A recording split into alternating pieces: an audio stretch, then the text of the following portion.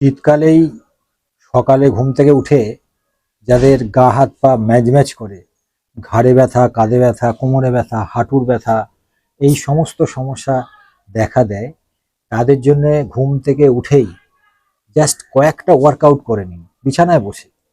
দেখবেন সারাদিন শরীরটা ঝরঝরে লাগবে এবং ব্যথা বেদনাগুলো থাকবে না, শরীরটা তরতাজা থাকবে।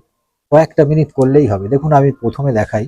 বিছানায় এইভাবে বসুন, বসে দুটোকে সামনে নিন, আবার পেছনে আনুন। এইভাবে এইভাবে 1, 2, 3 এইভাবে করে 10টা বার করুন। তারপরে চলে আসুন, এইভাবে একটা সুখাসনে বা পদ্মাসনে বসে যান, না হলে নর্মাল আসনে বসে যান। হাত দুটোকে এইভাবে করুন, করে এইভাবে উল্টে দিন। 1, 2, 3, 4 এইভাবে 10টা বার করুন।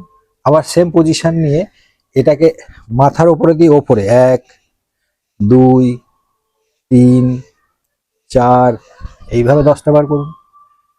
তারপর কোমরের যদি সমস্যা হয়, ব্যথা বেদনা হয়, তাহলে এইভাবেই বসুন বিছানায়, বসে হাতের উপরে বডিটাকে হেলিয়ে দিন, দিয়ে পাটাকে এই যে 1, 2, 3,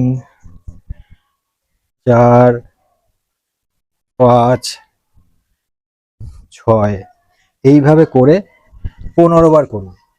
তাহলে ঘুম থেকে উঠেই যদি এই কটা ব্যায়াম আপনি করতে পারেন বিছানায় বসে, 5 থেকে 10 মিনিট সময় লাগবে, বেশিও লাগবে না। দেখবেন আপনার ব্যথা বেদনাগুলো থাকবে না।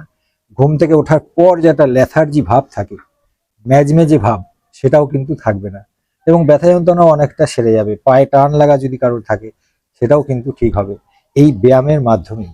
দেখুন, যোগা ব্যায়াম এর কোনো বিকল্প নেই। এটা করলেই শরীর ভালো থাকবে। নমস্কার, সবাই সুস্থ থাকুন, ভালো থাকুন।